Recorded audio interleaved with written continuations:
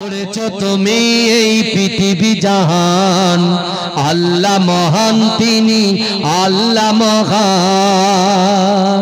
জোরে বলবেন না? এই পৃথিবী সৃষ্টি করেছে আজকের দিনে। জোরে বলুন। ইয়াউমুল আশুরা অর্থাৎ মুহররম মাসের 10 তারিখে আল্লাহ এই পৃথিবীটাকে সৃষ্টি করেছিলেন। জোরে বলেন। এই জোরে বলবেন না? তাই বলছে গড়েছো তুমি এই পৃথিবী জাহান, আল্লাহ মহান তিনি আল্লাহ মহান, আল্লাহ মহান তিনি আল্লাহ মহান, আল্লাহ মহান তিনি আল্লাহ মহান, আল্লাহ মহান তিনি আল্লাহ মহান। তুমি হাসাও তুমি কাঁদাও, অন্ধ বোবাকে রিজিকি যোগাও, করলে হাহাকার তৃষ্ণা পিপাসার মিষ্টি পানিতে প্রাণটা ভেজাও, হয়নি হবে না তোমার সমান। আল্লাহ মহান তিনি আল্লাহ মহান, আল্লাহ মহান তিনি আল্লাহ মহান, আল্লাহ মহান তিনি মহান। সূর্য ওঠে রোজ পূর্ব আকাশে, জ্যোৎস্না চড়াই চাঁদ রাত্রি আকাশে, অশান্ত এই মন শান্ত হয়ে যায় তোমারই দেওয়া বৃষ্টি বাতাসে, হয়নি হবে না তোমার সমান।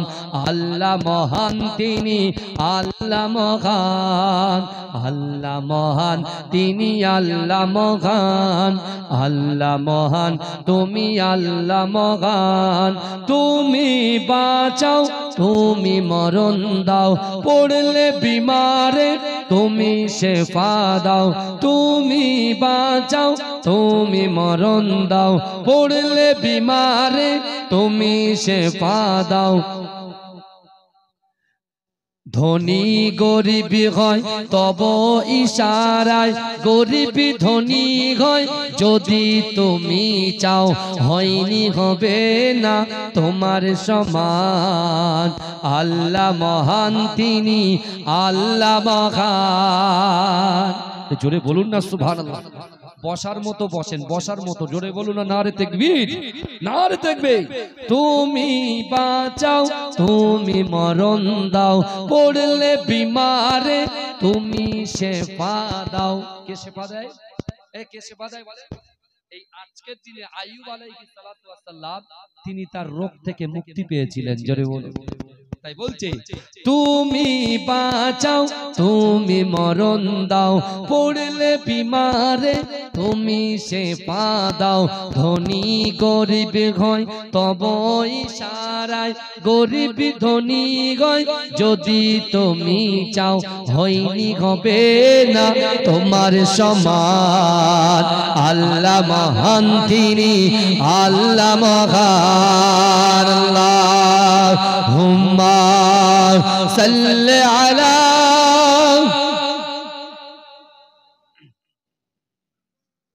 আমার বাবাজিরা ভাইরা ভালো করে বোঝার চেষ্টা করে। আল্লাহ পাক কোরআনে বললেন বান্দা আর কিছু করো না, ফাআইনামা তুআল্লু ফাসাম্মা ওয়াজহুল্লাহ।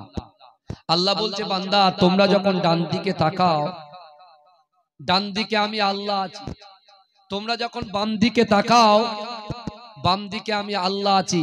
তোমরা যখন সামনে তাকাও, সামনেও আমি আল্লাহ আছি। তোমরা যখন পিছনে তাকাও, পিছনেও আমি আল্লাহ আছি। জোরে বলুন না সুবহানাল্লাহ। এটা জোরে বলা যাবে? এটা চিৎকার দিয়ে বলা যাবে সুবহানাল্লাহ? আজকে সেই ঐতিহাসিক ঘটনা বিশেষ করে আমরা মনে মনে ভাবি যে ইয়াউমুল আশুরা এই মুহররম মাসের 10 তারিখটা শুধু কারবালার সঙ্গে কানেক্টেড, তা কিন্তু নয়। কারণ আল্লাহ পাক রব্বুল আলামিন এই ইয়াউমুল আশুরার দিনে বড় আশ্চর্য ঘটনা যেমন ঘটিয়েছেন, নিদর্শন দেখিয়েছেন, তারপরেও বাতিলদের বিরুদ্ধে অর্থ সম্পদের কাছে মাতানত যদি ইমাম হুসাইন করতেন, তাহলে বিশ্বাস করুন এ যুবক এই দুনিয়ায় রাহাজানি অত্যাচার, মানুষ উৎপীড়ন নিপীড়নে নিয়োজিত থাকতো। কারণ কারবালা প্রান্তরে ইমাম হোসাইন হুজুর যে শহীদ হয়েছেন, তার গর্দানটাকে কাটিয়েছেন।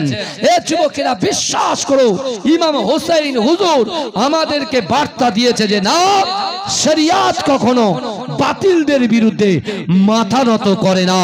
কারণ আল্লাহর কোরআন বলছে, বান্দা ইয়া আইয়ুহাল্লাযীনা আমানুত্তাকুল্লাহ ওয়া কুনু মা'আস সাদিকিন।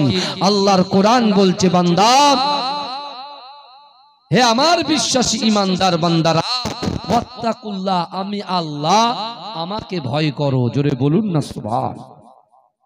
আল্লাহর রাসূলকে আবু জেহেল, যার ভালো নাম ওমর ইবনুল হিসাম, কত ভয় দেখিয়েছে, কত অত্যাচার করেছে।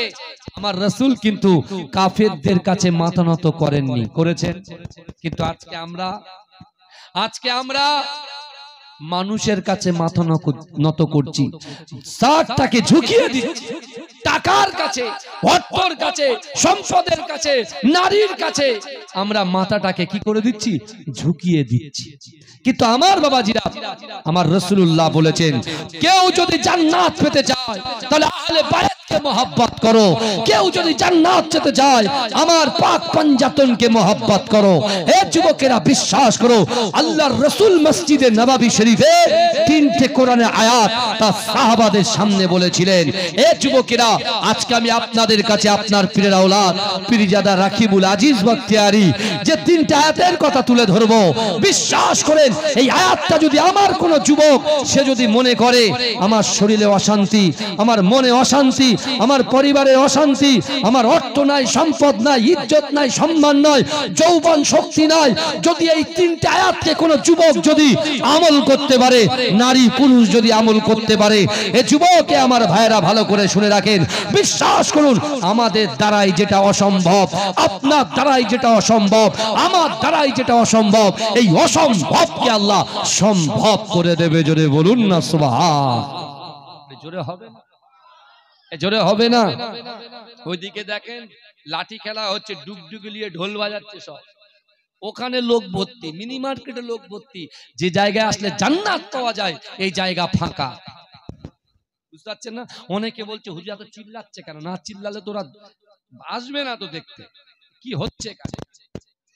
কিন্তু আমার ভাই জানেরা, হে নবী পাকের উম্মত উম্মতিরা, হে নবী দেবানারা, বিশ্ব নবী রাসূলুল্লাহ সাল্লাল্লাহু আলাইহি ওয়াসাল্লাম সাহাবাদিকে জানিয়ে দিলেন, হে আমার সাহাবারা, আমি রাসূলুল্লাহ জানিয়ে দিলাম, আল্লাহ কোরআনে বলছে, কুল ইন কুনতুম তুহিব্বুনাল্লাহ ফাত্তাবিউনি ইউহিব্বুকুমুল্লাহ।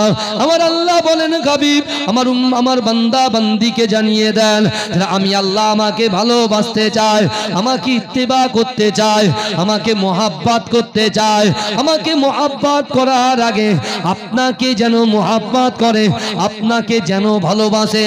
ও যুবকেরা, একটু ভালো করে বোঝার চেষ্টা করেন।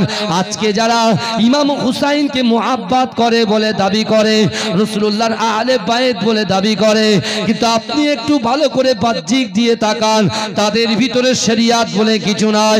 এ যুবকেরা, যে জায়গাটা আজকে রাইকোলার জমিনে, যে জমিনে আপনারা সুন্দর করে প্যান্ডেল করেছেন, ও যুবকেরা বিশ্বাস করেন, আপনার কলিজার ভিতরে আল্লাহর রাসূলের মুহাব্বত যদি থাকে, আপনার রাসূলের ভালোবাসা যদি থাকে, আমার আল্লাহ পাকের ভয় যদি থাকে, ও যুবকেরা, এই জান্নাতের বাগানের ভিতরে আমার রাসূলুল্লাহ যে কোনো মুহূর্তে, যে কোনো সময়ে হাজির হয়ে যেতে পারে। জোরে বলবেন না? কোনো সন্দেহ আছে? এই বলেন না, কোনো সন্দেহ আছে? ভাই মাইকের কথা বলবেন না, যা হচ্ছে আমি বুঝতে পারছি, গা দিয়ে ঘাম বেরোচ্ছে, কিচ্ছু বলবেন না। ওদিকে ডিজে বাজছে, ডিজের আওয়াজ শুনতে ভালো লাগে, আর এখানে মাইকের আওয়াজ জোরে হলে ভাইদের বলে আমাদের গায়ে লাগে, চলবে না। বুঝতে পেরেছেন? চুপচাপ বসে থাকতে হবে, কোনো সেটিং চলবে না, অনেক সেটিং হয়ে গেছে কাছে। কারণ আমি কটা আয়াতের কথা বলেছি ভাইজান, এই জোরে বলেন। তিনটে আয়াত, তিনটে আয়াতের মধ্যে প্রথম হচ্ছে ওয়াত্তাকুল্লাহ, আল্লাহকে ভয় করো, এটা হচ্ছে আমল। আল্লাহকে ভয় করো, এটা কি বলেন? আমল। আল্লাহকে ভয় করতে হবে। আজকে যদি রাইকোলা গ্রামের যুবকগুলো আল্লাহকে ভয় করত, তারা বাইরে দাঁড়িয়ে থাকতো? হ্যাঁ, এই কথা বলেন। তারা এই জান্নাতের বাগানে এসে বসতো, কারণ কবর হচ্ছে অন্ধকার ঘর, সাপ বিচ্ছুর ঘর, পোকামাকড়ের ঘর। যে যেখানে আছেন দাঁড়িয়ে থাকেন, যাওয়ার কোনো দরকার নেই। আমাদের মামা ইন্তেকাল করেছে আজকে, তারপরেও আমি চলে এসেছি, কি বুঝলেন? কিন্তু আমার ভাইরা ভালো করে বোঝেন, আজকে আল্লাহ যে কোরআনে বলছেন আমাকে ভয় করো, আমরা কতটা আল্লাহকে ভয় করি আপনি নিজে রিয়েলাইজ করুন। নিজের বিবেককে প্রশ্ন করুন যে আল্লাহ দুটো করে হাত দিয়েছে, জবান দিয়েছে, ইজ্জত দিয়েছে, সম্মান দিয়েছে, যৌবন শক্তি দিয়েছে, ছেলের পিঠে মেয়ে, মেয়ের পিঠে ছেলে, একটা দোকানের সঙ্গে আর একটা দোকান করার ক্ষমতা দিয়েছে, একটা বাড়ির সঙ্গে আর একটা বাড়ি করার ক্ষমতা দিয়েছে। এই ক্ষমতা দেনেওয়ালার মালিক কে? কথা বলে আল্লাহ। তাহলে আপনি যে হাত দিয়ে ইনকাম করছেন বলেই তো বিল্ডিং তৈরি করতে পারছেন। কথা বলেন। আল্লাহ যদি আপনার হাতটাকে প্যারালাইসিস করে দেয় কি হবে? কোথায় যাবে? পাটা যদি প্যারালাইসিস করে দেয়, আল্লাহ বলছে তো নামাজই পড়ে না, জুম্মার দিনে সবার শেষে যাই, সবার আগে পালায়, তাও আমি আল্লাহ কিছু বলিনি। আমি আল্লাহ সুযোগ দিয়ে যাচ্ছি। আমার একটা নাম রহিম, একটা নাম রহমান। আমি আমার বান্দাদেরকে এত উচ্চ মাকাম দিয়েছি, আমি আমার বান্দাদেরকে বিশেষ করে অন্য নবীর উম্মত করতে পারতাম, হযরত জাকারিয়ার উম্মত করতে পারতাম, হুদ আলাইহিস সালাতু ওয়াস সালামের উম্মত করতে পারতাম, ইব্রাহিম আলাইহিস সালাতু ওয়াস সালামের উম্মত করতে পারতাম, কিন্তু আমি আল্লাহ উম্মতে মুহাম্মাদি করেছি। আমি যাকে বেশি মহব্বত করি তার উম্মত বানিয়ে দিয়েছি। জোরে বলে এর হক আদায় করবেন না? লোক কুটুম তো আসে আলহামদুলিল্লাহ, কথা বলে না। রাসূলুল্লাহ কে আল্লাহ বলছেন যে যারা আমাকে ভালোবাসতে চায়, আমি আল্লাহ সৃষ্টিকর্তা, আমাকে যারা ভালোবাসতে চায়, আমাকে খুশি করতে হলে মুস্তাফা জানে রহমতকে খুশি করতে হবে। জোরে বলেন। এই বিশ্বনবী রাসূলুল্লাহ তার এক ঠাঁইতে রাসূলুল্লাহর আপন পুত্র হযরতে ইব্রাহিম হুজুরকে বসিয়ে রেখেছেন, আর এক ঠাঁইতে রাসূলুল্লাহ নওয়াসা মা ফাতেমাতুজ জোহরা রাদিয়াল্লাহু তাআলা আনহার কলিজার টুকরা সন্তান ইমাম হোসেন হুজুরকে আর এক ঠায়ের উপরে বসিয়ে রেখেছেন। জোরে বলবেন না? রাসূলুল্লাহর আপন ছেলে আর রাসূলুল্লাহর মেয়ের ছেলে দুজনকে বসিয়ে রেখেছে। এই শুনছেন তো? কথা শোনেন, মহব্বত কাকে বলে। বিশ্বনবী রাসূলুল্লাহ সাল্লাল্লাহু আলাইহি ওয়াসাল্লাম ওই সময় সাহাবাদেরকে লক্ষ্য করে আল্লাহর রাসূল তালিম দিচ্ছিলেন। কিন্তু যুবকেরা একটু ভালো করে বোঝার চেষ্টা করে, আল্লাহর রাসূল যখন ইব্রাহিম হুজুরকে ডান দিকে বসিয়ে রেখেছে, হাসান হুজুরকে বাম দিকে বসিয়ে রেখেছে, হঠাৎ করে আল্লাহ পাকের ফেরেশতা জিবরাইল হাজির হয়ে গিয়েছে। জিবরাইল এসে আল্লাহর রাসূলকে সালাম দিলেন, আসসালামু আলাইকা ইয়া রাসূলুল্লাহ, আসসালামু আলাইকা ইয়া হাবিবাল্লাহ। না না না, আল্লাহ পাক এই দুটো ফুলকে আপনার কাছে দুজনকে রাখবেন না, এই দুটো ফুলকে আল্লাহ রাখবেন না, একটা ফুলকে আল্লাহ নিজের কাছে রাখবে। আপনাকে আল্লাহ বলে দিয়েছেন, ও জিবরাইল চলে যাও, আমার হাবিবুল্লাহকে গিয়ে বলেন, আমার হাবিবুল্লাহ যাকে আমি আল্লাহকে দেবে, আমি আল্লাহ তাকে নিয়ে সন্তুষ্ট থাকব। ও যুবকেরা একটু ভালো করে বোঝার চেষ্টা করেন, আমার বিশ্ব নবী রাসূলুল্লাহ হচ্ছেন রাহমাতাল লিল আলামিন, আর আমার আল্লাহ হচ্ছেন রব্বুল আলামিন। ও যুবকেরা, ও নবী পাকের উম্মত উম্মতিরা, বিশ্ব নবী রাসূলুল্লাহ চিন্তা করছেন, না না, আমি যদি ইব্রাহিমকে দিয়ে দিই তাহলে আমি রাসূলুল্লাহ কষ্ট পাবো, আল্লাহর কাছে আমার ইব্রাহিম যদি চলে যায় আমি রাসূলুল্লাহ একা কষ্ট পাবো। কিন্তু না না না, আমার বাম দিকে আমার নওয়াসা ইমাম হোসেন যে আমার কাছে আছে, আমার ইমাম হোসেনকে যদি আল্লাহকে দিয়ে দিই তাহলে আমি রাসূলুল্লাহ কষ্ট পাবো, আমার ফাতেমা কষ্ট পাবে, আমার আলী কষ্ট পাবে, আমার সাহাবারা কষ্ট পাবে। কারণ আমি রাসূলুল্লাহ বলেছিলাম, ও আমার সাহাবারা যারা আমার হোসাইনকে মোহাব্বত করলো তারা আমি রাসূলুল্লাহকে মোহাব্বত করলো, যারা আমার হোসাইনের বিরুদ্ধাচরণ করলো আমি রাসূলুল্লাহর প্রতি বিরুদ্ধাচরণ করলো। না না না, ও আমার সাহাবারা শোনো শোনো, আমার হাসান হোসেন হচ্ছে জান্নাতের মধ্যকারের দুটি নাম। এই জন্য বলেন না সুবহানাল্লাহ, চিৎকার দিয়ে হবে না। এতগুলো লোক বসে আছেন, এটা দোকবিদ্যার নারে তাকবীর। আমার বাবাজিরা, রাসূল বলছেন আল হাসান ওয়াল হুসাইন ইসমানি মিন আহল জান্নাত। হাসান হোসেন হচ্ছে জান্নাতের মধ্যখানে দুটি নাম, জোরে বলুন না সুবহানাল্লাহ। যারা হাসান হুসাইনকে মোহাব্বত করলো, যারা ইমাম হাসান হোসেনকে খুশি করলো, আমি রাসূলুল্লাহ আমাকে খুশি করলো, জোরে বলেন। আর আমি যখন খুশি হয়ে যাই, আল্লাহ তার উপরে খুশি হয়ে যায়, জোরে বলুন। এই জোরে বলা যাবে না, এই চিৎকার দিয়ে বলা যাবে না।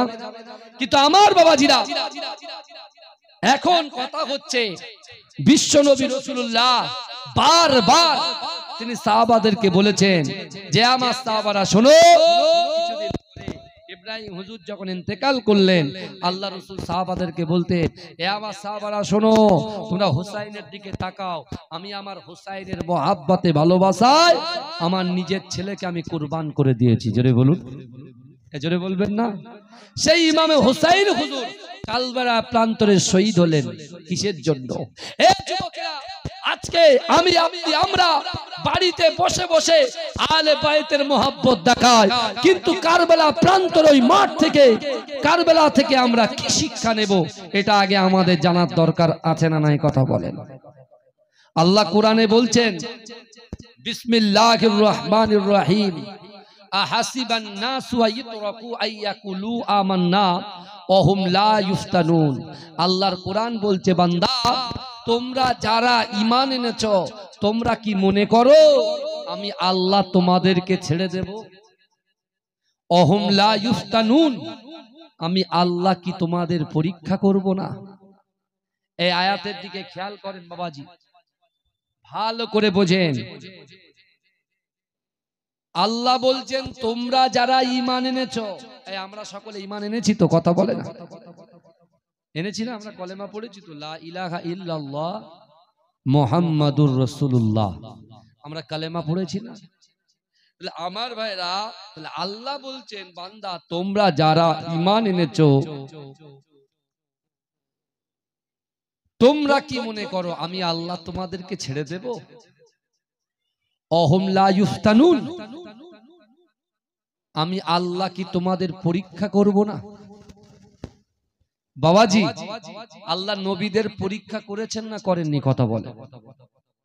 নবী ইব্রাহিম আলাইহিস সালাতু ওয়াস সালামকে আল্লাহ পরীক্ষা করেনি? নমরুদ কি করেছিল বলেন তো? আগুনে ইব্রাহিম আলাইহিস সালাতু ওয়াস সালামকে ফেলে দিয়েছিল। হ্যাঁ, সেই আগুনটাকে আল্লাহ ফুলের বাগানে পরিণত করে দিলেন, জোরে বলেন। ওই নমরুদের আগুনের হাত থেকে রক্ষা করেছিলেন আল্লাহ যেদিনে, সেই দিনটাই হলো আজকের দিন, ইয়াউমুল আশুরা, অর্থাৎ মুহররম মাসের 10 তারিখ, জোরে বলে। এর দ্বারা বোঝা যাচ্ছে বিপদ আপদ থেকে আল্লাহ রক্ষা করে এই মাসে, জোরে বলে। কিন্তু আমার ভাইরা, আল্লাহ বলছেন অহুম লা ইফতানুন, আমি আল্লাহ পরীক্ষা করি। আল্লাহ বলছেন পরীক্ষা করব, কিন্তু আল্লাহ কোরআনে আবার বললেন যে আমি একজন মুমিন বান্দাকে 5টা বিষয়ের মধ্যে যে কোনো একটা বিষয়ে পরীক্ষা করব। ভালো করে বুঝুন, 5টা বিষয়ের মধ্যে যে কোনো একটা। সেই 5টা জিনিস কি? 1 নম্বর, আল্লাহ বলছে আমি একজন মুমিন বান্দাকে ভয় দিয়ে পরীক্ষা করব, কতটুকু তার ভিতরে ভয় আছে। সে ডোনাল্ড ট্রাম্পকে ভয় পায়, নরেন্দ্র দামোদর দাস মোদীকে ভয় পায়, তার রাহবার যে আল্লাহ তাকে সৃষ্টি করেছে, হায়াত দিয়েছে, ইজ্জত দিয়েছে, সম্মান দিয়েছে, তাকে ভয় পায়, সেটা আমি পরীক্ষা করে দেখে নেব। বুঝতে পারছেন কথা? আল্লাহ বলছেন দ্বিতীয়, আমি আমার বান্দাকে ভয় রোগ দিয়ে পরীক্ষা করব। কি দিয়ে পরীক্ষা করবে? রোগ দিয়ে। নবী ইব্রাহিম আলাইহিস সালাতু ওয়াস সালামের ঘটনা, নবী আইয়ুব আলাইহিস সালাতু ওয়াস সালামের ঘটনা তো আপনাদের মুখস্থ আছে আলহামদুলিল্লাহ। বিবি রহিমা সেবা শুশ্রূষা করেছিল না? কথা বলে না। আমি সেদিকে যাব না বাবাজি, আমি জাস্ট বলছি শোনেন। তাহলে আপনার আইয়ুব আলাইহিস সালাতু ওয়াস সালামের আল্লাহ রোগ দিয়েছিলেন, আল্লাহ তার বান্দাকে রোগ দিয়েছিলেন, তার নবীকে রোগ দিয়েছিলেন, তাকেও কিন্তু পরীক্ষা করেছেন। কিন্তু আইয়ুব আলাইহিস সালাতু ওয়াস সালাম ফার্স্ট ডিভিশনে পাস করেছে, জোরে বলুন, জোরে বলেন। আর আমরা যখন রোগে পড়ে যায় তখন হায় আল্লাহ, দিলে দিলে আমার দিলি, করিমের দিলেনি, আল্লাহ করিমের তো এক পা কবরে রয়েছে, আর আমি জোয়ান তাগড়াই ছেলে, আল্লাহ আমায় দিলে। আল্লাহ অসন্তুষ্ট হবে কি হবে না? কথা বলেন। বলতে হবে আল্লাহ আপনি রোগ দিয়েছেন, আপনি শেফা করেন। আল্লাহ, আল্লাহ আপনি যাতে রাজি আমি তাতে রাজি। এ যুবকেরা, ইমাম হোসেন হুজুরের আপনার দুধের শিশু, দুধের বাচ্চা আলী আসগার যখন পানি পানি করে কাতরাচ্ছিলেন, এ যুবকেরা বিশ্বাস করো, ওই আলী আসগারকে কোলে নিয়ে ফোরাত নদীর তীরে যখন ইমাম হোসেন হুজুর ওই সকল ইয়াজিদ বাহিনীকে লক্ষ্য করে বলেছিল যে তোমরা হচ্ছে আমার রক্তের পিপাসু, আমার বাচ্চাটা দুধের শিশু বাচ্চা 3 দিন ধরে পানি নয়, তার গলা শুকিয়ে যাচ্ছে, মরণাপন্ন অবস্থায়, তোমাদের যত রাগ আমার উপরে মেটাও, আমার বাচ্চা আহলে বাইতকে তোমরা কষ্ট দিও না। এ যুবকেরা তারা বলেছেন শোনো, আমি পানি নিতে চাই না, তোমাদের হাত থেকে যে কোনো একজন নেমে এসে একটু পানিটা পান করিয়ে দাও, আমি বাচ্চাটাকে দিয়ে এসে আমি নিজে তোমাদের কাছে দাঁড়িয়ে থাকবো, তোমাদের যা ইচ্ছা তোমরা খুশি করে নাও। ওরা বলছে না না, ইয়াজিদের হাতে তোমাকে বায়াত গ্রহণ করতে হবে। ইমাম হোসেন বলেছিল না, আল্লাহ যাতে খুশি আমি হোসেন তাতে খুশি, আমি কুছ পরোয়া নয়, ইয়াজিদের হাতে, ওই দালালের হাতে আমরা কখনো মাথা নত করব না। জোরে বলুন না সুবহান। জোরে বলে। আর আমার জন্য কেউ 5 কোটি টাকার বস্তা এনে দেয়, আমি সব ভুলে যাব, ফতোয়া ঘুরে যাবে, হালালটা হারাম হয়ে যাবে, হারামটা হালাল হয়ে যাবে। 5 কোটির বিনিময় চোখের সামনে দেখবেন, অনেক কিছু দেখা যায়। আমার সোনার ভাইরা, আল্লাহ বলছেন আমি বান্দাকে অর্থ দিয়ে পরীক্ষা করব, প্রচুর ধনী করবেন। কি হলো ভাই? কথা বললে হবে না, ভালো করে এদিকে শোনেন। যেগুলো আছেন আমার ভাগে, যেগুলো আছে আলহামদুলিল্লাহ, এই 8টা 9টার সময় এরকম লোক পাওয়া যায় না, বুঝতে পেরেছেন? যা আছে আলহামদুলিল্লাহ, আমি খুশি। আর লোক না থাকলে আরো খুশি। যদি বলেন কেন, আল্লাহর ফেরেশতারাও বসে থাকেন, এটা আপনাদের ম্যাটার, বুঝতে পেরেছেন? আমাকে নিয়ে এসেছেন, আমার 10টা পর্যন্ত হায়াত আছে, তারপর হায়াত ফুরিয়ে যাবে, বুঝতে পারছেন না? হ্যাঁ, আমার সোনার ভাইরা ভালো করে বোঝেন। তখন আল্লাহ বলছেন আমি ভয় দিয়ে পরীক্ষা করব, আমি আল্লাহ যে কোনো মুহূর্তে পরীক্ষা করব। যখন আমিরে মুয়াবিয়া ইন্তেকাল করলেন, তার ছেলেকে তিনি দায়িত্ব দিয়ে গেলেন, কিন্তু তার ছেলে ছিল জালিম, বুঝতে পেরেছেন? এমন কোন রাহাজারি নাই যে সে করে না। কিন্তু এই কথা রাসূলুল্লাহর প্রাণ প্রিয় নওয়াসা ইমাম হোসেন হুজুর তিনি আছেন মদিনাতে। কোথায় আছেন? এই কথা বলেন, মদিনাতে আছেন। এদিকে মদিনাতে যখন আছেন, ওদিকে ইয়াজিদ যখন আপনার খলিফায় এতে আসনে বসে গেলেন, তখন কুফাবাসীরা অতিষ্ঠ হয়ে গেলেন যে একজন বাজে ব্যক্তি, একজন খারাপ মানুষ, যে মানুষকে অত্যাচার করে, লাঞ্ছিত করে, অপমান করে, যার অহংকার অহমিকা প্রখর, সেই ব্যক্তির হাতে আমাদের বায়াত গ্রহণ করতে হবে। এই বুঝতে পারছেন আমার কথা? বাবাজি অসুবিধা হচ্ছে না তো? এদিকে তাকান, ওখানে কোনো ডিস্টার্ব হচ্ছে আপনার কাছে ভাই? তাকবীর দান, নারে তাকবীর, নারে তাকবীর। ভালো করে আল্লাহ পরীক্ষা করছেন। আমি সব ছেড়ে দিয়ে, কারণ এই দিনে কারবালার কথা শুনতে সবাই ভালোবাসে, আমি জানি। আমি বলবো একদম পয়েন্টগুলো বলবো, ভালো করে শুনবেন। কিন্তু আমার বাবাজিরা, যখন কুফাবাসীরা দেখছেন যে আহলে বায়াত কিন্তু এখনো হায়াতে আছে, বিশেষ করে ইমাম হোসেন হুজুর, তিনি তার আলী হুজুরের আপনার যোগ্য উত্তরসূরি, সেই হোসাইনকে যদি আমরা তার হাতে বায়াত গ্রহণ করি, তাহলে আমাদের জন্য এটা হবে কি খুশির। এবং যেহেতু রাসূলুল্লাহ বলেছে যে আহলে বায়াতকে মহব্বত করলো, সে আমি রাসূলুল্লাহকে মহব্বত করলো, আর যারা আমার আহলে বায়াতকে মহব্বত করলো, আমি রাসূলুল্লাহকে মহব্বত করলো, আর আমি রাসূলুল্লাহ তাদের উপরে যখন খুশি হয়ে যাব, আল্লাহ অটোমেটিক জান্নাত দিয়ে দেবে। জোরে বলেন। ইয়াজিদের হাতে কেউ বায়াত গ্রহণ করতে চাইছে না। তখন মদিনাতে কুফা থেকে চিঠি আসতে শুরু করে দিয়েছে, একের পর এক চিঠি আসছে। কার কাছে? ইমাম হোসেন হুজুরের কাছে আসছে। কিন্তু ইমাম হোসেন হুজুরের পাশে রাসূলুল্লাহ তাবৎ তাবৎ সাহাবারা তখন জীবিত ছিলেন। তারা বারবার করে বলছে যে কুফা মানুষদেরকে আপনি বিশ্বাস করবেন না, কারণ ওরা মানুষকে এগিয়ে দেয় আবার মানুষকে পিছনে টেনে আনে। অর্থাৎ ওরা বিশেষ করে আপনাকে অত্যাচারের মধ্যে ফেলে দেবে, আপনাকে বাতিলদের মধ্যে ফেলে দেবে, আপনি ওদের কথায় যাবেন না। ইমাম হোসেন হুজুর চিন্তা করছেন যে আমি যদি না যাই, দিন প্রচার করার জন্য যাব, আর যেহেতু ইয়াজিদ যে আছে তার চলা ফেরা ওটা বসা জঘন্য, তার কাছে মেসেজ দেবো, তাকে ভালো করার চেষ্টা করব, তাহলে আমি যাবার প্রস্তুতি নেই। এরকম চিন্তা ভাবনা সেই সকল সাহাবাদের সঙ্গে আলাপ আলোচনা করছেন। কিন্তু আমার ভাই জানেরা, এ নবী পাকের উম্মত উম্মতিরা, এ নবী দেবানারা, একটু ভালো করে বোঝার চেষ্টা করেন। কুফার মানুষেরা বারে বারে চিঠিতে লেখেন, ও বাবা হুসাইন শোনেন শোনেন, না না না, আমরা আপনার আব্বু শের খোদা আলীর মোহাব্বত করতাম, আপনার বা ইমাম আহসানকে মোহাব্বত করতাম, না না না, ইয়াজিদের হাতে আমরা বায়াত গ্রহণ করব না, আপনার হাতে বায়াত গ্রহণ করব। আপনি তাড়াতাড়ি আমাদের কাছে চলে আসেন, তাড়াতাড়ি কুফা নগরে চলে আসেন।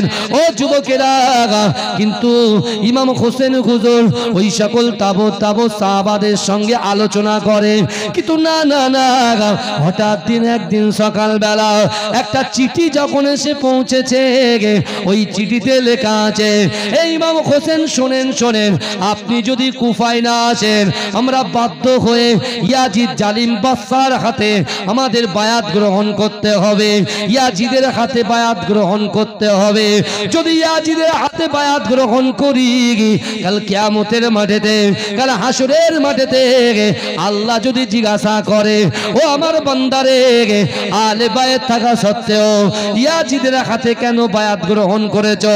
সেই দিন আল্লাহকে বলবো, আল্লাহ বারে বারে মদিনাতে চিঠি পাঠিয়েছি, ইমাম হোসেন হুজুরকে বারে বারে চিঠিতে বলেছি আপনি চলে আসেন, কুফায় চলে আসেন, কিন্তু না না না, ইমাম হোসেন হুজুর আমাদের ডাকে সাড়া দেয় না, তার জন্য বাধ্য হয়ে এই জালিম ইয়াজিদের হাতে বায়াত গ্রহণ করেছি।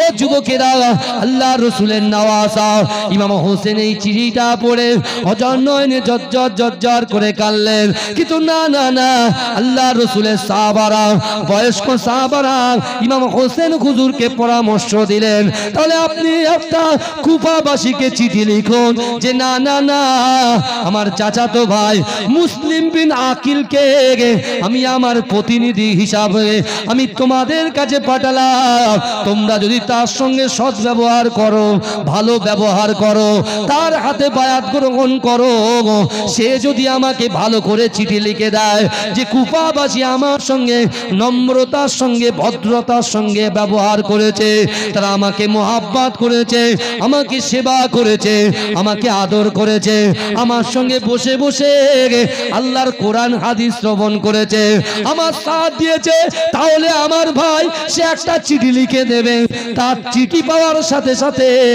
আমি হোসেন কুফায় হাজির হয়ে যাব। কি বুঝলে? মুসলিম বিন আকিল তাকে ডাকলেন যে ভাই যেতে হবে, যেতে হবে। কোথায়?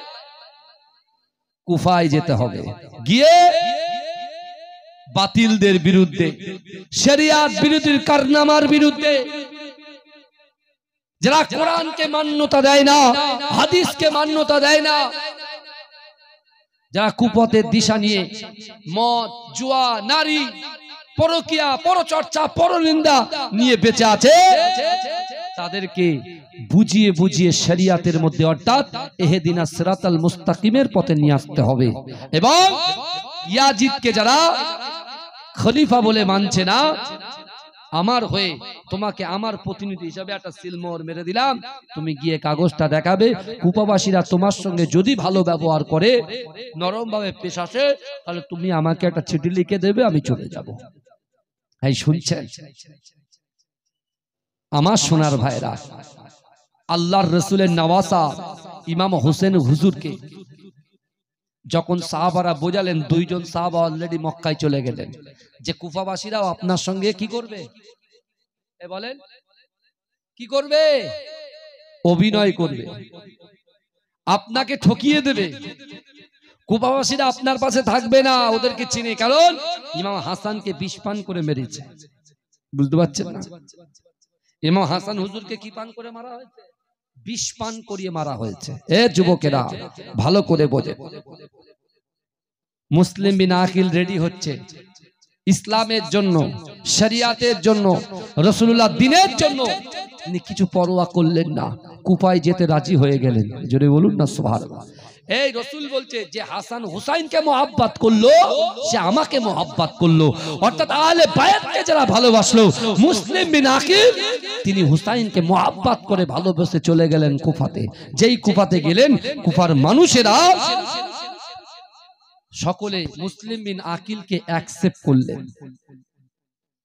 গ্রহণ করলেন। একে একে মানুষ দলবদ্ধভাবে, সারিবদ্ধভাবে মুসলিম বিন আকিলের হাতে হাত দিয়ে সবাই কি করলেন? বায়াত গ্রহণ করতে শুরু করলেন। জোরে বলুন, জোরে বলবেন না বাবাজি, চিৎকার দিয়ে বলবেন না। মানুষ কত বড় মুনাফিক হয় ভালো করে বোঝেন, সব বুঝতে পারবেন। মুসলিম বিন আকিল দেখতে পাচ্ছে, মাশাআল্লাহ, এই মানুষ তো আমাকে এত মোহাব্বত করছে, এত ভালোবাসছে। মানুষ দেখছে হাতে চুমা খাচ্ছে, বুকে চুমা খাচ্ছে, সুন্দর খাওয়া দাওয়া থেকে শুরু করে সব কিছু উপঢৌকন চলে আসছে। মুসলিম বিন আকিল এত খুশি হয়েছেন, এত খুশি হয়েছেন, তিনি চিন্তা করছেন, যদি রাসূলুল্লাহ যে হুসাইনকে কোলে তুলে নিতেন, রাসূলুল্লাহ নামাজে যখন দাঁড়াতেন, রাসূল যখন রুকু থেকে সিজদায় যেতেন, ইমাম হুসাইন যখন রাসূলুল্লাহর ঘাড়ে উঠে পড়তেন, রাসূল সিজদা থেকে মাথা তুলতেন না, দীর্ঘ করে দিতেন। জোরে বলুন না সুবহানাল্লাহ। আর হুসাইনকে চুমা খেতেন আর বলতেন, এই হুসাইন একদিন কারবালা প্রান্তরে শহীদ হবে। সেই হুসাইনকে যদি কুফাবাসীরা পায়, তাহলে পাগলের মাতোয়ারা হয়ে যায়। যদি বলুন না সুবহানাল্লাহ। তখন তিনি কি করলেন? কুফা এক প্রান্ত থেকে অপর প্রান্ত পর্যন্ত ছুটে ছুটে ছুটে ছুটে তিনি বায়াত গ্রহণ করতে লাগলেন। কিন্তু ভাইজান, ইয়াজিদের কিছু দলবল কুফাতে ছিল, যারা হোসেন হুজুরকে বিষ পান করিয়েছে, সে সকল দলবল তো সেখানে ছিল। এরা এখন ইয়াজিদের কাছে চিঠি লিখেছে, হায় হায়, আপনি তো বসে আছেন জায়গায়, কিন্তু কুফা তো দখল হয়ে যাচ্ছে। রাসূলুল্লাহর নওয়াসা ইমাম হোসেন আসেনি, তার চাচাতো ভাই এসেছে, কিন্তু তার হাতে হাত দিয়ে 40,000 মানুষ বায়াত গ্রহণ করেছে।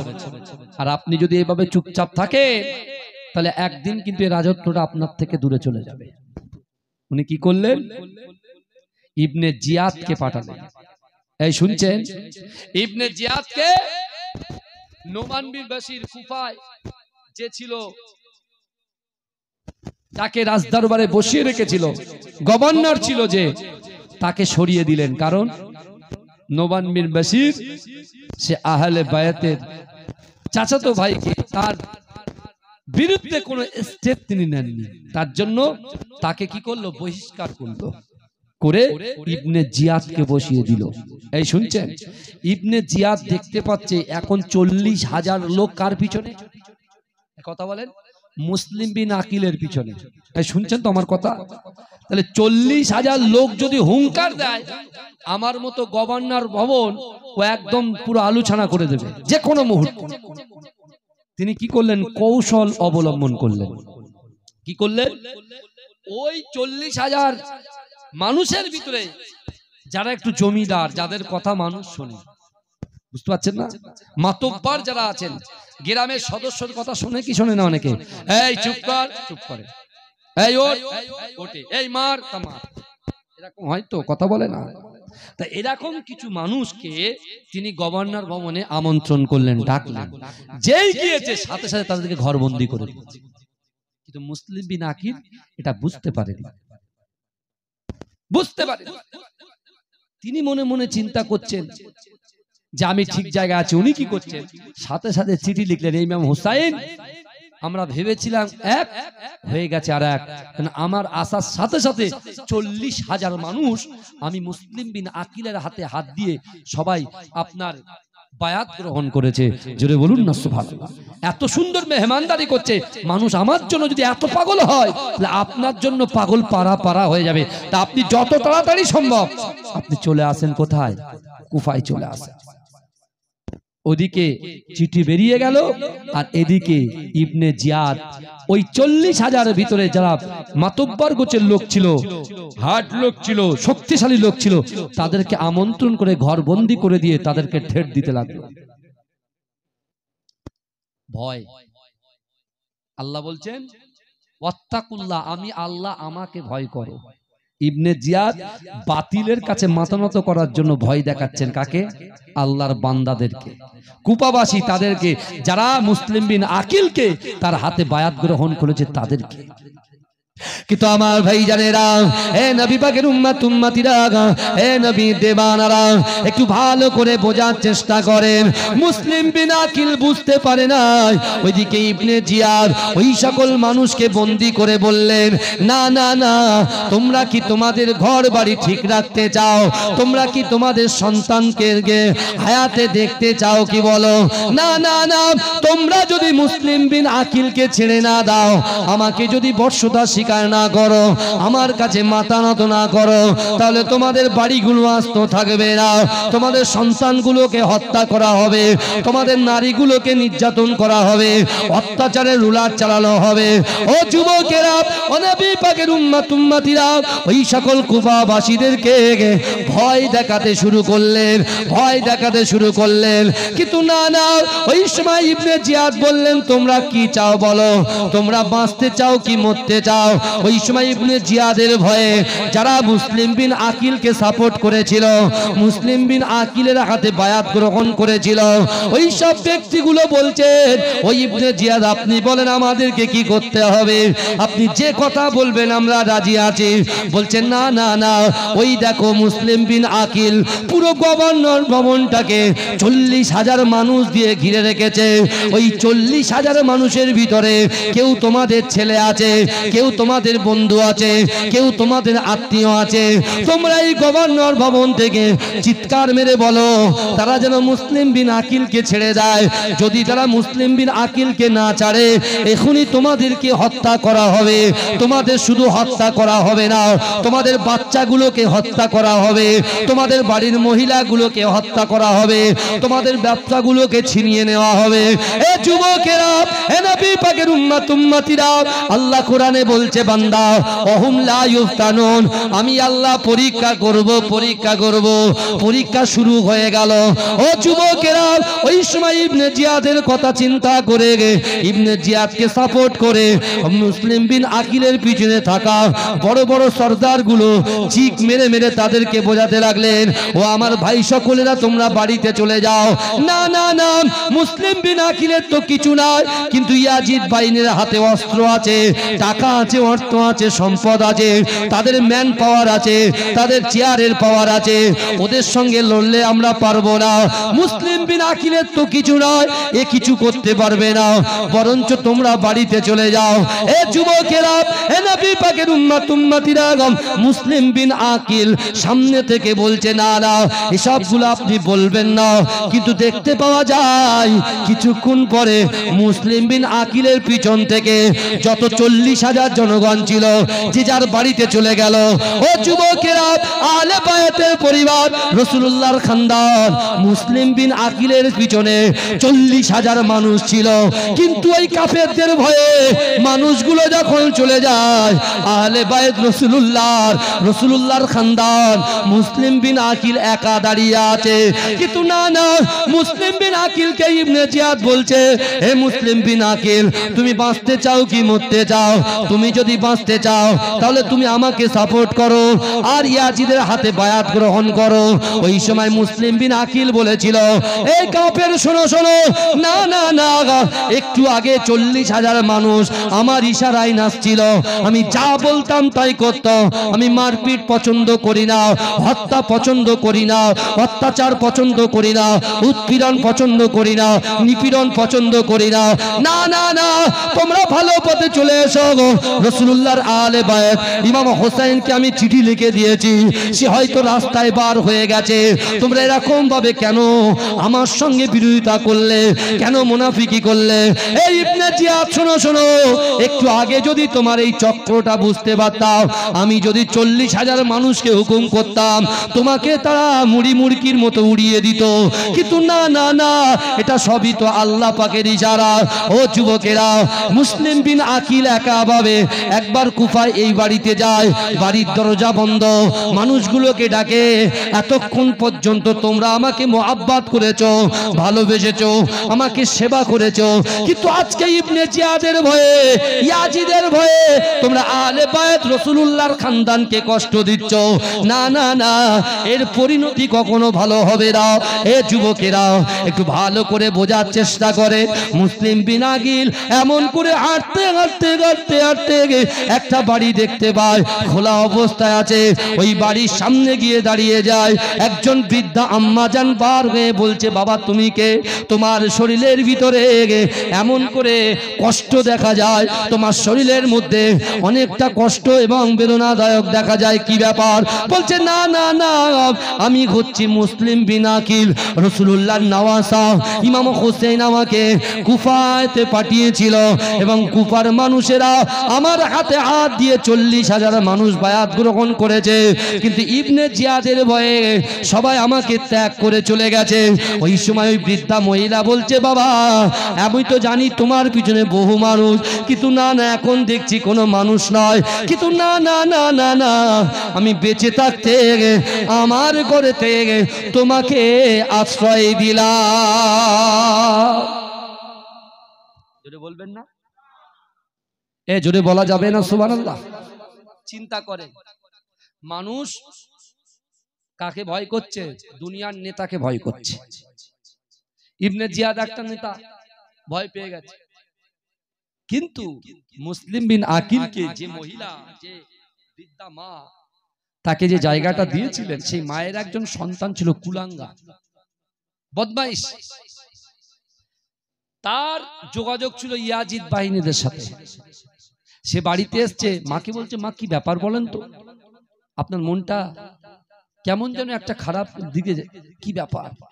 মা বলছে, বাবা রাসূলুল্লাহর খানদানকে পেয়েছি, আমার মন সৌভাগ্য, আল্লাহ আমার ঘরকে নূরে নূরান্বিত করে দিয়েছে। জোরে বলুন না সুবহানাল্লাহ। বলে কি ব্যাপার? রাসূলুল্লাহর খানদান? বলে হ্যাঁ। বলে যে মুসলিম বিন আকিল লোক সব হাতে হাত দিয়ে বায়াত গ্রহণ করেছিল, আজকে তার পিছনে কেউ নাই, কিন্তু বাবা ছেলে আমি আছি, আমি তাকে আমার ঘরে আশ্রয় দিয়েছি। জোরে বলে। ছেলে মনে মনে ভাবছে, ইবনে জিয়াদ তো হাজার হাজার দিরহামের পুরস্কার এলান করেছে, যে মুসলিম বিন আকিলকে ধরে দিতে পারবে তাকে উপরে হুকুম দেওয়া হবে। ও তখন মনে আনন্দ হচ্ছে, কিন্তু মায়ের সামনে ড্রামা করছে। ড্রামা আমরা অনেক ড্রামা করেছি, মাকে কষ্ট দিয়েছি, বাপকে কষ্ট দিয়েছি। আপনি কোরআনের আয়াত শুনেন, আল্লাহর কোরআন বলছে, বান্দা ফালা তাকুল্লাহুমা উফি ওয়ালা তানহারহুমা ওয়া কুল্লাহুমা কাওলান কারীমা। আল্লাহ বলছে, বান্দা তোমাদের আচার আচরণে, তোমাদের ব্যবহারে তোমাদের পিতামাতা যেন উফ শব্দ না করে। জোরে বলে, জোরে বলে না, জোরে বলুন না। আমার বাবাজিরা ভাইরা, যে কথা আমি আপনাদেরকে বলছিলাম, দুটো আয়াতকে সামনে রেখেছি। একটা কি? আহাসিবান নাসু আইয়ুতরাকু আইয়াকুলু আমান্না ওহুম লা ইফতানুন। আল্লাহ বলছে, বান্দা তোমরা যারা ঈমান এনেছো, তোমরা কি মনে করো আমি আল্লাহ তোমাদেরকে ছেড়ে দেব? ওহুম লা ইফতানুন, আমি আল্লাহ কি তোমাদের পরীক্ষা করব না? মুসলিম বিন আকিলের হাতে যারা হাত দিয়ে বায়াত গ্রহণ করেছিল, তারা মুসলমান ছিল না ইহুদি ছিল? কথা বলে না। মুসলমান ছিল। হ্যাঁ, আল্লাহ কি করছেন? পরীক্ষা করছেন। সেই পরীক্ষায় পাস করলো না ফেল করলো, সেটা আমি পরে আসছি। এটা একটা দিক। আর দ্বিতীয় নম্বর, আল্লাহর কোরআন বলছে, ওয়াসারিউ ইলা মাগফিরাতিম মির রাব্বিকুম ওয়া জান্নাতিন আরদুহাস সামাওয়াতু ওয়াল আরদ উইদ্দাত লিল মুত্তাকিন। জোরে বলুন না সুবহান। অসুবিধা হচ্ছে বাবু? অসুবিধা হচ্ছে?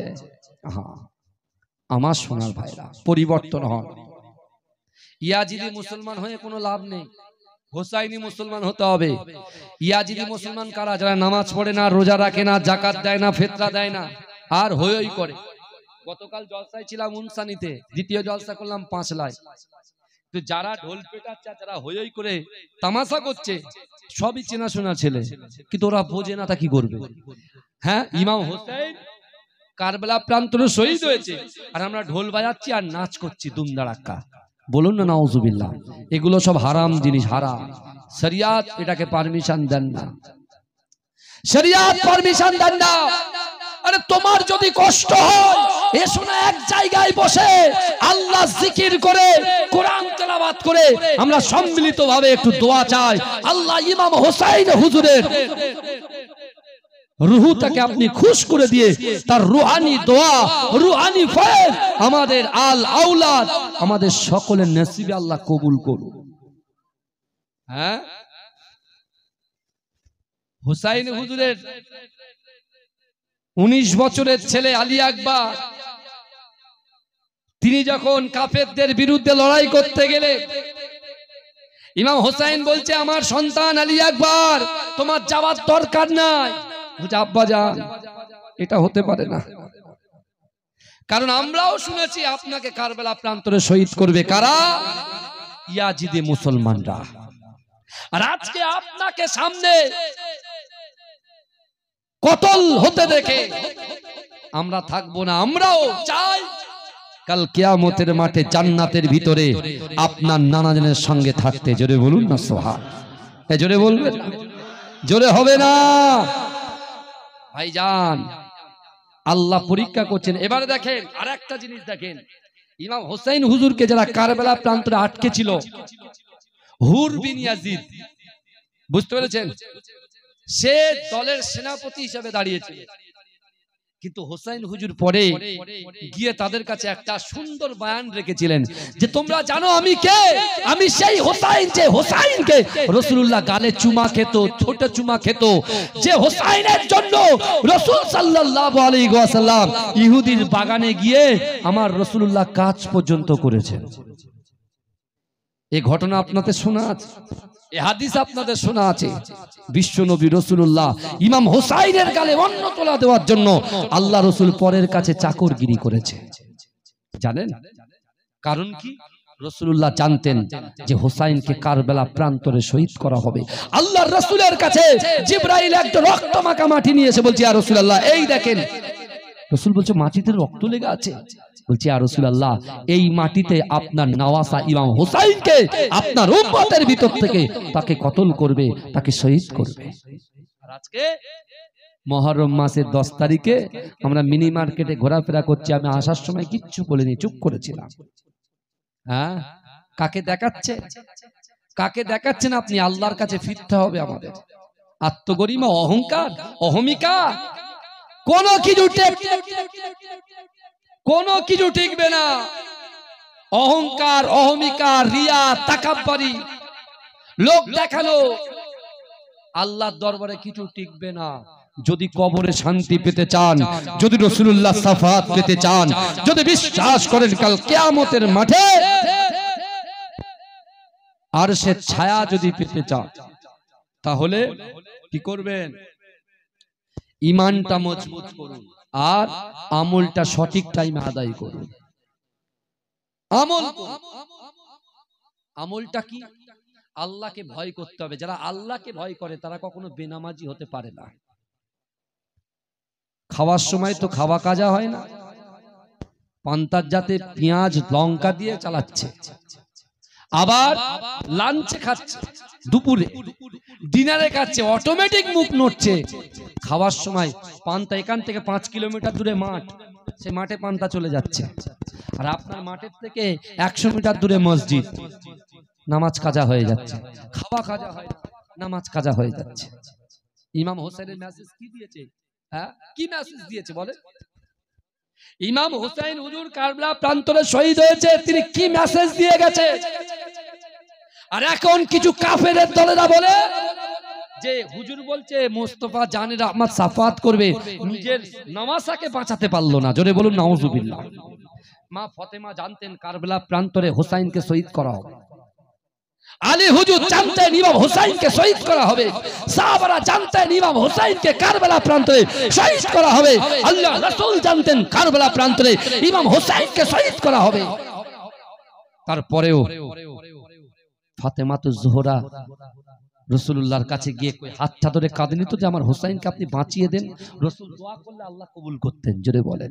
রাসূল করলেন না, একটা নিদর্শন থেকে গেলেন, একটা বার্তা দিলেন যে না, আমার নওয়াসা, আমি রাসূলুল্লাহর পর্দা নেবার পরেও আমার নওয়াসা কিন্তু বাতিলদের কাছে মাথা নত করেনি, আল্লাহর কাছে মাথাটা নুইয়েছেন।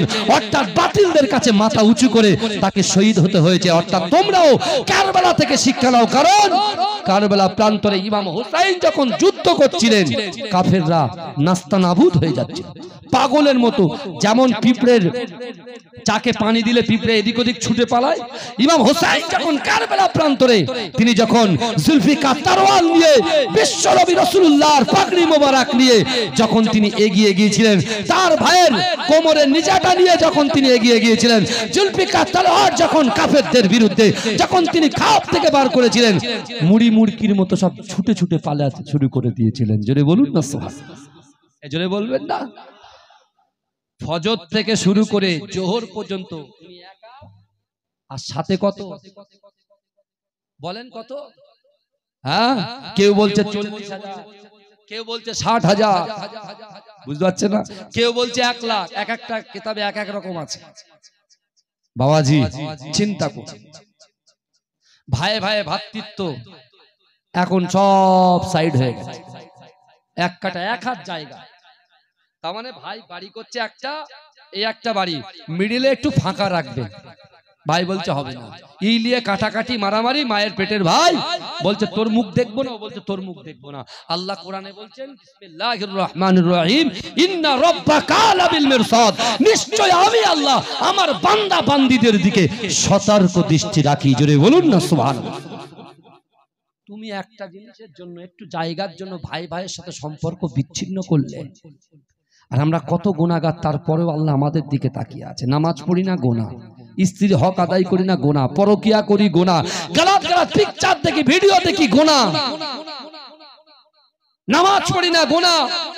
আল্লাহর কোরআন বলছে আম্মা সাইলা ফালা তানহার, যদি কোনো মানুষের কাছে হাত পাতে ওই হাতটাকে তোমরা ফেরত দিও না। সেটা তো আমরা ফেরত দিই, সেটাও তো গুনাহ। এখন বলেন কি করবেন? কারবালা প্রান্তরে সেই ফজর থেকে একাই লড়ে যাচ্ছেন। যখন জুম্মা শুক্রবারের দিন, যেখানে খুতবা হচ্ছেন, যেখানে নামাজ আদায় হচ্ছেন অন্য জায়গায়, কারবালা প্রান্তরে সেখানে কি আহলে বাইত রাসূলুল্লাহ নওয়াসার যুদ্ধে দাঁড়িয়ে আছেন বাতিলদের বিরুদ্ধে, একা দাঁড়িয়ে আছে, কেউ নেই। তার আগে অনেকের কথা আমি বললাম না, যেহেতু আমাকে আবার এখান থেকে আর এক জায়গায় যেতে হবে, বুঝতে পেরেছেন? 45 হয়ে গেছে, আর মাত্র 15 মিনিট থাকবো। আমার বাবাজিরা ভালো করে বলুন, বিশ্বাস করে ইমাম হুসাইন হুজুর বলছে দাঁড়াও, তোমরাও নামাজ পড়ো আমিও নামাজ পড়ি, তোমরাও নামাজ পড়ো আমিও নামাজ পড়ি। বলে নামাজ টামাজ এখন নয়, আগে আপনার মাথা চাই। আমার ভাই জানেরা, হে নবী পাকের উম্মত উম্মতিরা, হে নবী দেওয়ানারা, রাসূলুল্লাহর নওয়াসা ইমাম হুসাইন রাদিয়াল্লাহু তাআলা আনহু, তিনি এমন করে নিজের যুদ্ধটাকে একা একা থামিয়ে দিলেন। ও যুবকেরা, তিনি নামাজে দাঁড়িয়ে গেলেন, কিন্তু আমার যুবকেরা, ও নবী পাকের উম্মত উম্মতিরা, একটু ভালো করে বোঝার চেষ্টা করেন। ইয়াজিদ বাহিনী, ইবনে জিয়াদের দলের লোকেরা, ইয়াজিদের দলের লোকেরা, তারা বলছে না না না, এটাই হচ্ছে একটা সুযোগ, যদি এমন করে এই সুযোগটা হাতছাড়া করে দেই তাহলে কিয়ামত পর্যন্ত যুদ্ধ চলবে, ইমাম হুসাইনকে আমরা কখনো পরাস্ত করতে পারবো না। এ যুবকেরা, হে নবী পাকের উম্মত উম্মতিরা, হে নবী দিওয়ানারা, আল্লাহর রাসূলের নওয়াসা, এ যুবকেরা, শেরে খোদা আলী রাদিয়াল্লাহু তাআলা আনহুর সন্তান মা ফাতেমাতুজ জোহরা রাদিয়াল্লাহু তাআলা কানাকার কলেজার টুকরা জান্নাতের সরদার ও যুবকেরা ইমাম হুসাইন রাদিয়াল্লাহু তাআলা আনহু তিনি যখন নামাজে দাঁড়িয়ে গেলেন কাফেররা ডান দিক থেকে ছুট ছুড়লেন, বাম দিক থেকে তীর ছুড়লেন, সামনে থেকে তীর ছুড়লেন, পিছন থেকে তীর ছুড়লেন। ও যুবকেরা ইমাম হুসাইন হুজুর নামাজ ছাড়ে দাও, নামাজের মধ্যে একাগ্রতা চিত্তে খুশু খুশুর সঙ্গে নামাজ পড়তে পড়তে তিনি মাটিতে লুটিয়ে পড়লেন। কিন্তু ও যুবকেরা ও নবী পাকের উম্মতিরা ইমাম হুসাইন হুজুরকে হত্যা করে দিল। তিনজন মিলে করেছিলেন, একজন হচ্ছে শিমর, আরো দুজন ছিল। ও যুবকেরা ইমাম হুসাইন হুজুরকে যখন শহীদ করা হলো, ওদিকে তাবুর মধ্যে ইমাম হুসাইনের আলে পরিবার, তার একটা রুগ্ন সন্তান ছিল যার নাম জাইনুল আবেদিন। ইমাম হুসাইন হুজুর যখন যুদ্ধে প্রান্তরে আসবে, যুদ্ধ করতে আসবে, ওই জাইনুল আবেদিন হুজুরের সন্তান তার আব্বা জানের কাছে এসে হাতটা ধরে বলেছিলেন, আব্বা জান, না না না, আমি আর থাকতে চাই না, আমার চাচাতো ভাই ইন্তেকাল করেছে, আমার নিজের ভাই চলে গেছে, আমার আলী আজগা চলে গেছে, আমার আলী আকবর চলে গেছে, আমি আর থাকতে চাই না, আমি আপনার না দেখে আমি থাকতে পারবো না, আব্বা জান আপনি আমাকে একবার হুকুম দেন। ওই সময় ইমাম হুসাইন বলেছিল, বাবা না না, ও আমার সন্তান জাইনুল আবেদিন, তোমার শরীর অসুস্থ, তুমি যদি যুদ্ধের ময়দানে নেমে যাও তাহলে মহিলাদেরকে মোহরেম হিসেবে কে থাকবে? না না না, তুমি এমন করে যেও না বাবা, তুমি হচ্ছে আমার শেষ নিদর্শন, তুমি তো আমার এই বায়াতটাকে তুমি নিজে ধরে রাখবে। না না না, আমি ইমাম হুসাইনের সিলসিলাটা তোমার হাত থেকে যাবে। আমার জাইনুল আবেদিনকে যারা মুহাব্বত করবে, যারা ফলো করবে, কলমে তারা রাসূলুল্লাহকে ভালোবাসবে। এজন্য বলেন সন্তানকে, ওই অসুস্থ সন্তানকে পুরো ফয়েজ সবকিছু তার অন্তর থেকে দোয়া সবকিছু হুজুর কাকে দিয়ে গেলেন? বলেন জাইনুল আবেদিন হুজুরকে দিয়ে দিলেন। একমাত্র ওই জাইনুল আবেদিন ছাড়া আর কোন যুবক বা পুরুষ কোন অবশিষ্ট কাফেররা রাখেননি। আমার ভাই, তাহলে ইমাম হোসেন হুজুর বার্তা দিলেন কি? যে টাকার কাছে, অর্থের কাছে, ধনসম্পদের কাছে, নারীর কাছে, পুরুষের কাছে, যে কোনো বিষয় শরিয়াত বিরোধী কারোর কাছে আমরা মাথা নত করব না। মরতে যদি হয় মাথা উঁচু করে মরব। আর মাথা নত কার কাছে করব? কথা বলেন, আল্লাহর কাছে মাথা নত করব। তিনি নামাজের মেসেজ দিয়ে গেলেন। কিন্তু আমার ভাই জানেরা, ও নবী পাকের উম্মতিরা, আজকে আমরা অফার পছন্দ করে, কেউ বলে যদি একটা জামা কেনেন, তিনটে জামা কেনেন, দুটো জামা ফ্রি, আমরা সেখানে চলে যাই। কেউ বলছে না না 2GB নেট ফ্রি, কেউ বলছে এক প্যাকেট বিরিয়ানি তার সাথে 2GB নেট ফ্রি। আমার যুবকেরা এমন করে পিপিলিকার মতো ছুটে ছুটে যায়। কিন্তু যুবকেরা, আমার আল্লাহ পাক আমাদেরকে সুন্দর করে, আমার আল্লাহ পাক রব্বুল আলামিন আমাদেরকে উপঢৌকন দিয়েছে, আমাদেরকে আল্লাহ অফার দিয়েছে। কার মাধ্যমে অফার দিয়েছে শুনে রাখেন। বিশ্ব নবী রাসূলুল্লাহ সাল্লাল্লাহু আলাইহি ওয়াসাল্লাম মেরাজের রজনীতে আল্লাহর সঙ্গে সাক্ষাৎ যখন করেছিলেন, আমার আল্লাহ পাক আমার দয়ার নবীকে 5 ওয়াক্ত নামাজ দিয়েছিলেন। ও যুবকেরা, বিশ্বাস করেন, আল্লাহর রাসূলকে সামনে রেখে আমার আল্লাহ বলেছিল, হাবিবে আপনি দাঁড়িয়ে যান, আপনার আগে একজন পয়গম্বরকে পাঠিয়েছিলাম, যার নাম হলো হযরত আদম আলাইহিস সালাতু ওয়াস সালাম। ও যুবকেরা, যে আদমকে আল্লাহ বলেছিল, আদম জান্নাতের ভিতরে খাও দাও মজ মস্তি সবকিছু করো, লা তাকরাবুস সাজারা, ওই গাছের কাছে যাবে না, গাছের ফল ভক্ষণ করবে না। কিন্তু না না, অনেক ঘটনা, আমি একটা পয়েন্ট নিয়ে বলি, ভালো করে শোনেন। মাফা ওই সময়তে হযরত আদম আলাইহিস সালাতু ওয়াস সালাম, মা হাওয়া আলাইহিস সালাতু ওয়াস সালাম যে ভুল করেছিল, এই ভুল করার কারণে আল্লাহ পাক মা হাওয়াকে জিদ্দা আর হযরত আদমকে শ্রীলঙ্কায় পাঠিয়েছিল। 350 বছর একটা ভুলের জন্য কান্না করেছিল। ও যুবকেরা, ও নবী পাকের উম্মতিরা, এই ইয়াউমুল আশুরা 10 তারিখ অর্থাৎ মুহররম মাসের 10 তারিখে আল্লাহ পাক রব্বুল আলামিন এমন করে আদম আলাইহিস সালাতু ওয়াস সালামকে, মা হাওয়া আলাইহিস সালাতু ওয়াস সালামকে আমার আল্লাহ পাক একটা দোয়া দিয়েছিলেন। রব্বানা যালামনা আনফুসানা ওয়া ইল্লাম তাগফির লানা ওয়া তারহামনা লানাকুনান্না মিনাল খাসিরিন। ও যুবকেরা, ওই 300 থেকে 350 বছরের গুনাহটাকে আল্লাহ পাক এই ইয়াউমুল আশুরার 10 তারিখে ক্ষমা করে দিয়েছিল। আমার আল্লাহ পাক আমার দয়ার নবী সোনার নবী হাবিবুল্লাহকে বললেন, ও আমার হাবিবরে দাঁড়ান দাঁড়ান, আপনার জন্য আমি আল্লাহ যে উপঢৌকন দিয়েছি, আপনি তো উম্মতকে মোহাব্বত করেন, ভালোবাসেন, কিন্তু না না না, আমি আদম আলাইহিস সালাতু ওয়াস সালামের 300 বছরের গুনাহটা আমি আল্লাহ যে সময় মাফ করেছিলাম, ওই সময়টা হচ্ছে ফজরের ওয়াক্ত। ওই ফজরের ওয়াক্তে যখন মাফ করে দিয়েছিলাম, আজ ওই সময়তে হযরত আদম আলাইহিস সালাতু ওয়াস সালাম খুশি হয়ে রাজি হয়ে শুকরিয়া তান 2 রাকাত নামাজ আদায় করেছিল। ও আমার হাবিব শোনেন শোনেন শোনেন শোনেন, আমি আল্লাহ আপনাকে জানিয়ে দিলাম, ওই আদম আলাইহিস সালাতু ওয়াস সালাম শুকরিয়া তান যে 2 রাকাত নামাজ আদায় করেছিল, ওই 2 রাকাত নামাজটাকে আপনার উম্মতের জন্য আমি আল্লাহ পাক ফজরের 2 রাকাত ফরজ নামাজ বানিয়ে দিলাম। ও আমার হাবিব, আপনি শুনে রাখেন, জেনে রাখেন, আপনার উম্মতিরা যদি ওই ফজরের 2 রাকাত ফরজ নামাজ আদায় করতে পারে, আমি আল্লাহ পাক রব্বুল আলামিন আপনার ওসিলায়, ওই নামাজের ওসিলায় আপনার গুনাহগার উম্মতিদের 300 থেকে 350 বছরের গুনাহ আমি আল্লাহ পাক ক্ষমা করে দেব।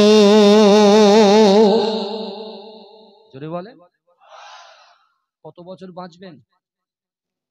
আমার দাদা ভাই মাঝেরাটি পীর সাহেব হুজুর 104 বছর বেঁচে ছিলেন। 2010 সালে ইন্তেকাল করেছিলেন, নিউ টাউন রাজারহাট। আমার মিজলা হুজুর পীর কেবলা, মিজলা হুজুর পীর কেবলা 104 বছর বেঁচে ছিলেন। কি নাম সম্পর্ক ছিল জানেন? বুঝতে পেরেছেন?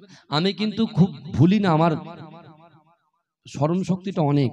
আমার পিছনে যিনি বসে আছেন তেতুলিয়া মাদ্রাসায় পড়তেন, উনি খুব সুন্দর গয়াল বলতেন, রসুল আমার ভালোবাসা, রসুল আমার আল্লাহসা। বুঝতে পেরেছেন? জিজ্ঞেস করেন, ভাই ভুলে গেছে, আমি ভুলিনি। 25 বছর আগের কথা বলছি, দেখেই চিনতে পেরেছি আমি বুড়ো হয়ে গেছে, আগে ইয়াং ছিল। বুঝতে পারছেন না? কিন্তু বাবাজি বিশ্বাস করেন, অফার তো পছন্দ করি, 1 প্যাকেট বিরিয়ানির সঙ্গে 2 GB নেট ফ্রি, ওখানে দৌড়াচ্ছে। ফজরের ফরজ নামাজটা 2 রাকাত আদায় করো না, তুমি 60 বছর 70 বছর বাঁচবো গো ভাই, তাহলে 300 বছরের গুনাহ ক্ষমা করে দেবে। জোরে বলুন না সুবহান। এই ফ্যাসিলিটি কোন নবী দেবে গো? হ্যাঁ, কথা বলেন। তাই ইমাম হোসেন কিন্তু আমাদেরকে কি মেসেজ দিচ্ছেন? নামাজের মেসেজ দিচ্ছেন।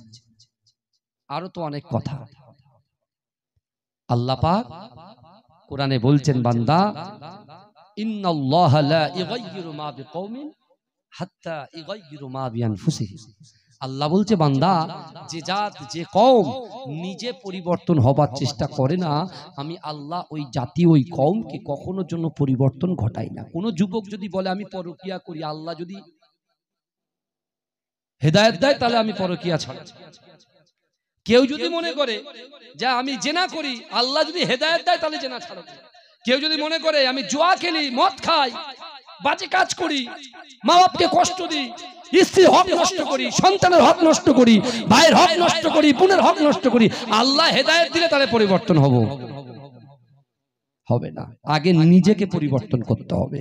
আল্লাহ বলছেন ফাজকুরুনি আযকুরকুম, বান্দা তোমরা আমাকে ভালোবাসো, আমি আল্লাহ তোমাদেরকে ভালোবাসবো। আল্লাহ একেবারে নিট এন্ড ক্লিন ভাবে বান্দাকে বোঝাতে চাইছেন যে রাইকোলা যুবকেরা, নারীরা, পুরুষেরা, তোমরা যদি আমি আল্লাহর কথা শোনো, আমি আল্লাহ তোমাদের কথা শুনবো। জোরে বলেন, জোরে বলবেন না? আল্লাহ আমাদের কি কথা বলেছে? নামাজ পড়তে বলেছে, মা বাপকে খিদমত করতে বলেছে, হুকুকুল্লাহ আল্লাহর হক আদায় করতে বলেছে, হুকুকুল ইবাদ বান্দার হক আদায় করতে বলেছে। না, আপনার ম্যাটার, আপনার ব্যাপার। বুঝতে পেরেছেন? 4টে জিনিস সাক্ষ্য দেবে বুখারী শরীফের হাদিস। 4টে জিনিস, 4টে জিনিস সাক্ষী দেবে। এই ইয়াজিদ বাইদের ভিতরে অনেকে চিটিং আছে, আল্লাহর দরবারে গিয়ে চিটিং করবে। কি বলবে? যে আল্লাহ আমরা ছিলাম না, আমরা হুসাইনের সঙ্গে ছিলাম। তখন আল্লাহ ওদের মুখে মোহর মেরে দেবে, হাত কথা বলবে, আল্লাহ আমি হাত চালাতে চাইনি, জোর করে চালিয়েছে।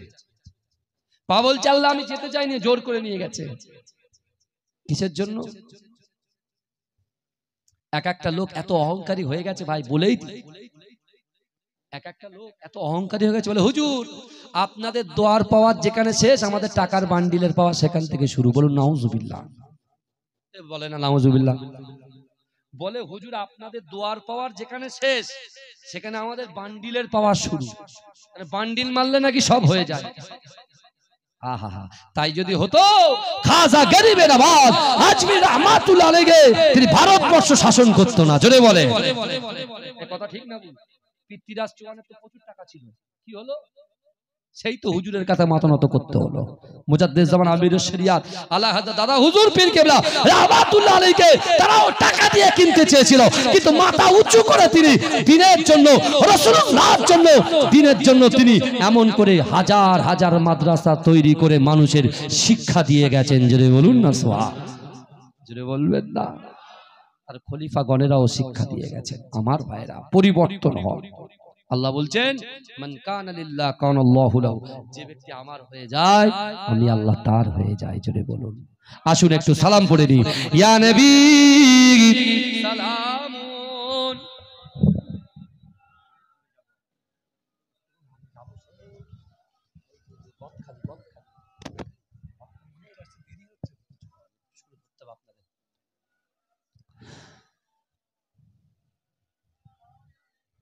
वक्त का चमके सितारा हाजिरीन कहो इशारा देख कर रौजा पियारा लो सलाम अब तू हमारा या नबी।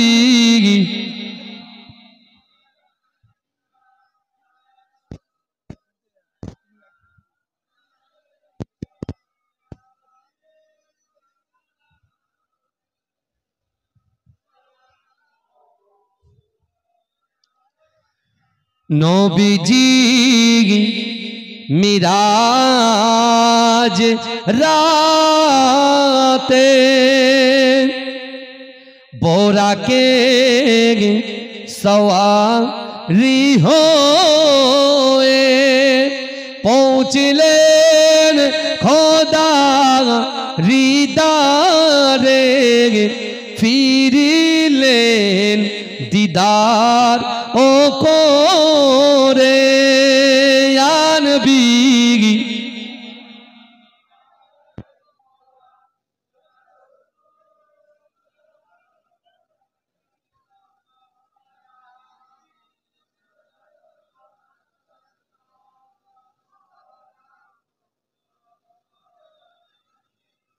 আমার বাবাজিরা আল্লাহর কোরআন বলছে ও আম্মা সাইলা ফালা তানহার, যদি কোনো মানুষ কোনো মানুষের কাছে হাত পাতে ওই হাতটাকে তোমরা ফেরত দিও না। ইমাম হুসাইন হুজুর আব্বা জান শেরে খোদা আলী রাদিয়াল্লাহু তাআলা আনহু তিনি এমন করে ইমাম হাসান হোসেন হুজুর যখন খেতে পাচ্ছে না তিনি বাড়িতে ছিলেন, বাড়িতে যখন এসছেন মা ফাতেমা বলছে আলী এক কাজ করেন আমার এই উন্নাটা নিয়ে যান, উন্নাটা বিক্রি করে আমার হাসান হুসেনের খাবার ব্যবস্থা করেন। জোরে বলুন না সুবহান, জোরে বলবেন না? তাকবীর দেন না নারে তাকবীর, আর জোরে দেন না নারে তাকবীর। মাসলাকে মুজাদ্দিদ জামান, মাসলাকে মুজাদ্দিদ জামান, মুজাদ্দিদ জামানের হক সিলসিলা নারে তাকবীর। আলী হুজুর কি করেছিলেন জানেন? আচ্ছা আপনি বলেন তো, আপনার স্ত্রী যদি ওন্না দিয়ে বলেন যে জান এটা বিক্রি করে আনেন, আপনার কষ্ট হবে কি হবে না? কথা বলেন, কষ্ট হবে কি হবে না? কষ্ট হবে না? আলী হুজুর ওন্নাটাকে নিলেন, বুকের ভিতরে ওন্নাটা লাগলেন, কারণ মা ফাতেমাতুজ জোহরা জিন্দেগিতে তার শরীরের কোনো অংশ কোনো পরপুরুষ দেখে নাই, কারণ পর্দা তখন ফরজ হয়েছে। জোরে বলুন না সুবহান, জোরে বলেন না সুবহানাল্লাহ। হুজুর যখন যাচ্ছেন খুব চিন্তিত, খুব চিন্তিত, কিন্তু হঠাৎ করে তিনি দেখছেন যে মদিনা শরীফে এরকম ব্যক্তি কখনো দেখেননি। একজন সুন্দর একটা উট নিয়ে আসছেন, এসেই আলী হুজুরকে বলছে এ আলী তুমি কি উটটা কিনবে? বলে আমার খাবারই পয়সা নেই, উট কিনবো কি করে? বলে ধার নাও, কর্জ নাও। বলে তাই? বলে কত টাকা? বলে আমি টাকাই বলছি 100 টাকা। 100 দিরহাম। ওকে, নিলেন, নিয়ে ওই উটের দড়িটা নিয়ে বাজারে যাচ্ছেন। বাজারে যাই গিয়েছেন, এত সুন্দর ব্যক্তি তিনি দেখেননি, কিন্তু সে এসে বলছে, আলী তুমি কি উটটা বিক্রি করবে? বলে হ্যাঁ করবো। ওই জন্য তো বাজারের দিকে। বলে তাহলে আমাকে বিক্রি করেন। বলে কেন? বলে কত দেবেন? বলে আপনি আমার কাছ থেকে 1.5 অর্থাৎ 150 নেবেন, 160 নেবেন। বলে ওকে, দিয়ে দিলেন। আল্লাহ বলছে যে এক দেয় আমি আল্লাহ কত দিই? 10 দিই, 10। জোরে বলুন না সুবহানাল্লাহ। যে এক দেয় আমি আল্লাহ 10 দিই। তা আলী হুজুর 6 টাকা একটা ভিক্ষুককে দিয়েছিল, বুঝতে পেরেছেন? তারপরে এইটাই, তখন আলী হুজুর যখন নিয়ে চলে আসলেন 107 দিরহামে নিয়ে আসলেন, ওই আগের যার কাছ থেকে উটটা নিয়েছিল ধারে, তার সঙ্গে সাক্ষাৎ। যেই সাক্ষাৎ হয়েছে, বলছে আমার উট কই? বলে কেন, বিক্রি করে দিয়েছি। বলে তাহলে আমার পয়সা? বলে এই তো পয়সা। বলে পকেট থেকে 100 দিরহাম হাতে দিলেন। থাকলো কত? 160। থাকলো কত? 60। তাহলে যে এক দেবে আল্লাহ তাকে কত দেবে? 10 দেবে। আল্লাহ এটাকে বুঝিয়ে দিলেন। জোরে বলুন। আমি গুনাহগার, আপনাদের কাছে একেবারে নূতন, বুঝতে পেরেছেন? একটুখানি বসেন, আমি বলছি। বসেন, আপনার বসেন, কষ্ট দিয়েছি একটু। ওটা বসা না করলে শরীর ফিট থাকে না, বুঝলেন? হ্যাঁ, দয়া করে মেহেরবানি করে বলছি। হ্যাঁ, আল্লাহর কোরআনের দিকে লক্ষ্য করে আপনাদের যার যেমন ক্ষমতা, আমি জাস্ট শুধু এই ওন্নাটা দেব, আল্লাহর ওলির আওলাদের মহাব্বতে একটু যা কিছু হয় পকেট থেকে একটু দেবেন। যা কিছু হয় একটু দেবেন, কেউ রাগ করবেন না। হ্যাঁ, আপনাদের এই জলসার জন্য অবশ্যই দেবেন। দরুদ শরীফ আল্লাহুম্মা।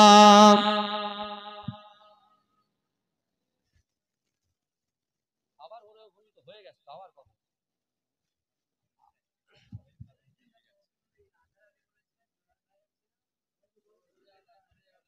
কোনটা? আর এখন আমার অন্য জায়গায় যেটা, সেখানে তো নূরে আলা করতে হবে রে ভাই। বাবাজি দেন, একটু দেন, একটু দেন।